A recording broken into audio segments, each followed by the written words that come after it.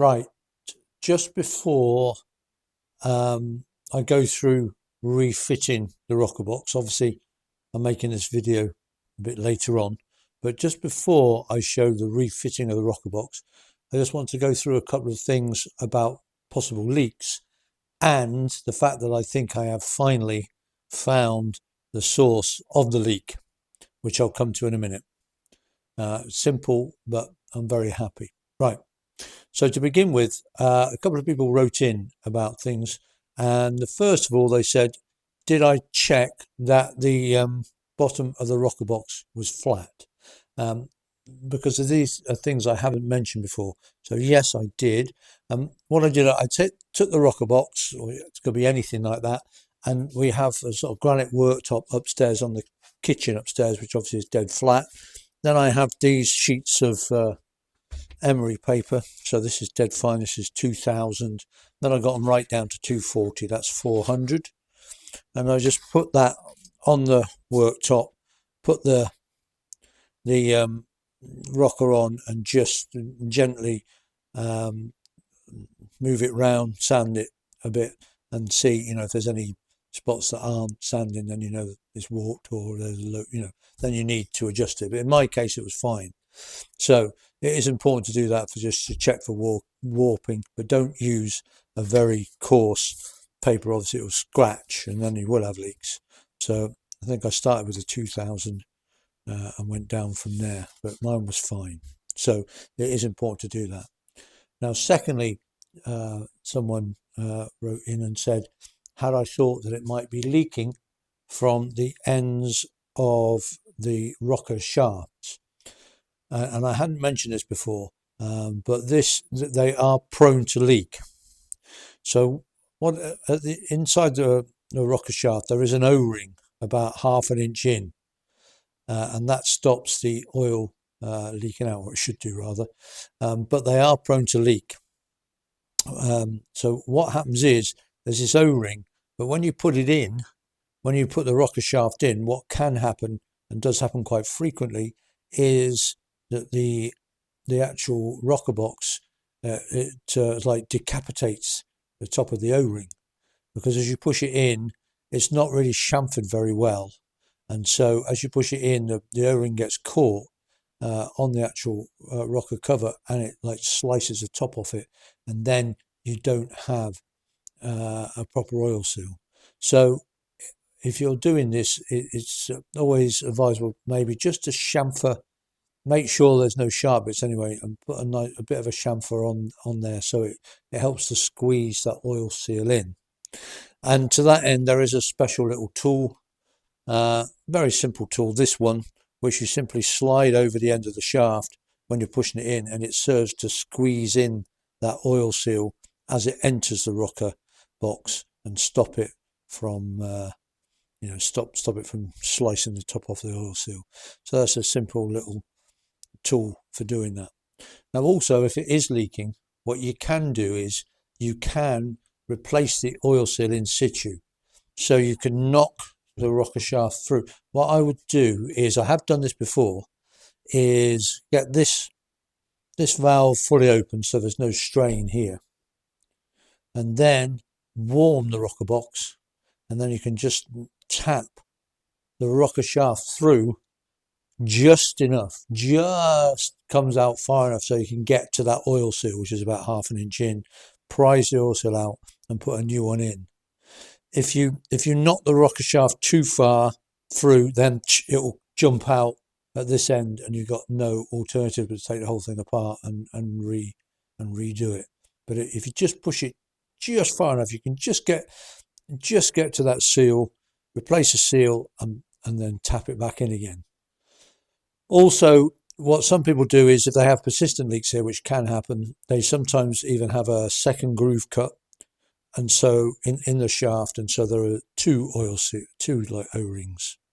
They might even sell them like that, I don't know, but I know I have heard of that being done. So if you do have persistent leaks from here, sometimes you can spot a bike, because you'll sometimes find, oh, that's Christine going out, if you look, sometimes you'll find a circle of punch marks all the way around the here. And what people are doing, they're trying to close it up. It doesn't really work, but I have seen it. There's a circle of punch marks around the rocker shaft where people have tried to close that gap up, stop it leaking. But those are the best ways of doing it. And mine don't leak. Mine with using that little tool and squeezing it in, warm the rocker box first to give it a bit of expansion, then gently tap it in. Shouldn't leak. But that is an area it's prone to leak. And just while we're on it, I just mention I've put the inspection caps back on here, and they're very difficult. Access is difficult to do them up.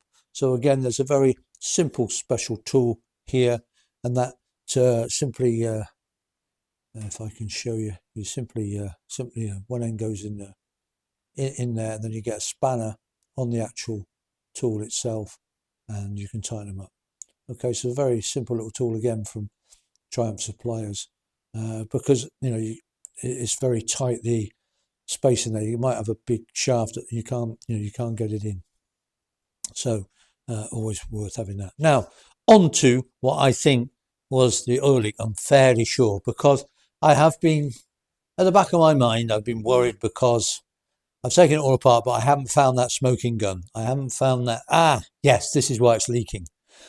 I thought maybe the gasket had slipped, and then when I took it apart, there was no sign of the gasket slipping. One thing or another, I checked, and I've never found the reason. But what's just happened is I did these 3 Allen screws up that go on the front lip that they'll be covered in the next video, which of course is what I filmed before this. But anyway, so they were put on. Now this Allen screw here, I noted it didn't seem to be going in as far. The head was protruding higher than the other 2, and I thought it was strange.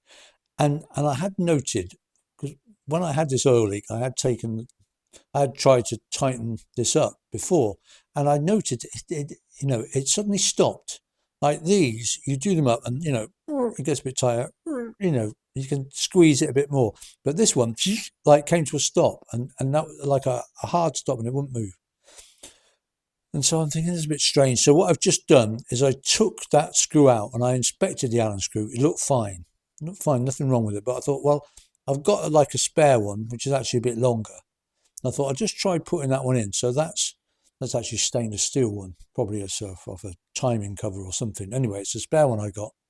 Put it in, and sure enough, for whatever reason, it's gone right down. The head is much lower than, and it tightens like the others. You can tighten it and then and maybe a little bit more, and it feels right. Now for whatever reason, I've inspected that old screw, but there was something funny with it. Don't ask me what, where it was just coming to a dead stop, and it obviously was not tightening down properly. Simple as that. I don't know why. I've looked at it several times, that thread, and it seems fine, but that seems to be the problem. I've got this new Allen screw in, and yeah, I can tell straight away that it's tightened down, whereas the other one didn't. And I'm sure that was the problem, even though I thought that was tight. As I said, I have actually, the first thing I did when it started to leak was to try and tighten that up. And I now realise it just stopped. There's something funny. It just came to a dead stop. It obviously wasn't tightening up properly. There's something funny with the thread. Don't ask me what. Put this one in, and I'm sure that will solve the problem. It's as simple as that. It's just, for some reason, the screw I was using just wasn't tightening up properly. And now, and that seems to be it. So, hurrah. Right, end of this video. And so the next video will show us refitting the rocker box. Oh, someone at the door. So a very apt time to stop.